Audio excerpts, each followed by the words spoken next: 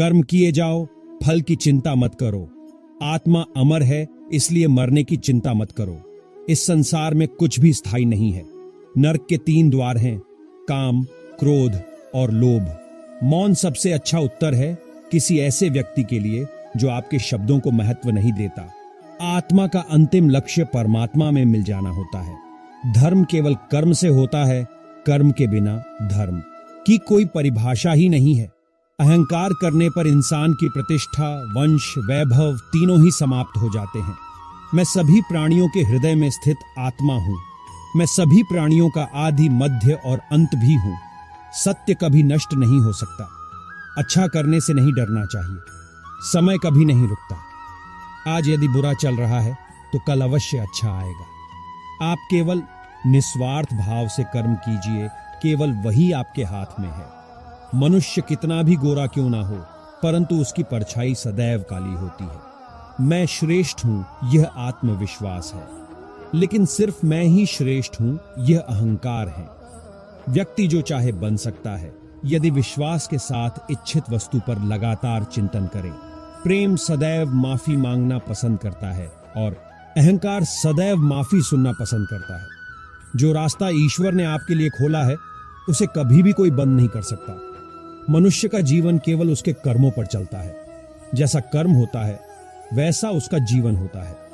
एक बार माफ करके अच्छे बन जाओ, परंतु दोबारा उसी इंसान पर भरोसा करके बेवकूफ कभी ना बनो। मन की गतिविधियों, होश, श्वास और भावनाओं के माध्यम से भगवान की शक्ति सदा तुम्हारे साथ है। जीवन में आधे दुख इस वजह से आते हैं क्योंकि हमने उनसे आशाएं रखी जिनसे हमें नहीं रखनी चाहिए थी। मैं ही इस सृष्टि की रचना करता हूँ, मैं ही इसका पालन पोषण करता हूँ और मैं ही इस सृष्टि का विनाश करता हूँ। जब संसार में धर्म की हानि होगी, अधर्म की विजय, तब मैं इस पृथ्वी पर अवतार लूंगा। शांति से भी दुखों का अंत हो जाता है और शांत चित्त मनुष्य की बुद्धि शीघ्र ही स्थिर होकर परमात्मा से युक्त हो जाती है। हमारी आस्था की परीक्षा तब होती है जब हम जो चाहे वो न मिले और फिर भी हमारे दिल से प्रभु के लिए शुक्रिया ही निकले।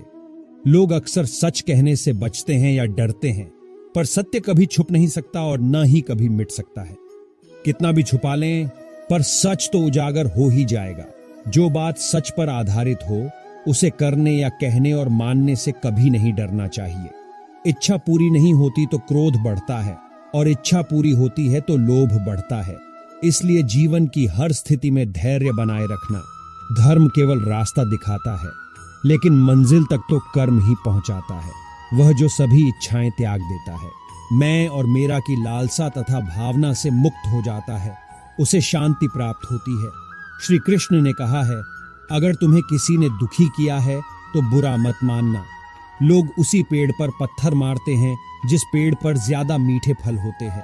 स्वार्थ से रिश्ते बनाने की कितनी भी कोशिश करें वो कभी नहीं बनते हैं, और प्रेम से बने रिश्तों को कितना भी तोड़ने की कोशिश करें वो कभी नहीं टूटते। अगर व्यक्ति शिक्षा से पहले संस्कार, व्यापार से पहले व्यवहार और भगवान से पहले माता पिता को पहचान ले तो जिंदगी में कभी कोई कठिनाई नहीं आएगी। जिस मनुष्य ने जवानी में बहुत पाप किए हैं उसे बुढ़ापे में नींद नहीं आती। मनुष्य को अपने मन को बार बार समझाना चाहिए कि ईश्वर के सिवा उसका कोई नहीं है। परिवर्तन इस संसार का नियम है। कल जो किसी और का था आज वो तुम्हारा है एवं कल वो किसी और का होगा।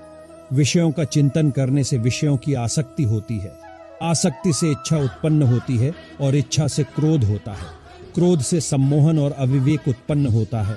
जो कुछ हुआ अच्छे के लिए हुआ, जो हो रहा है अच्छे के लिए हो रहा है, जो होगा वह भी अच्छे के लिए ही होगा।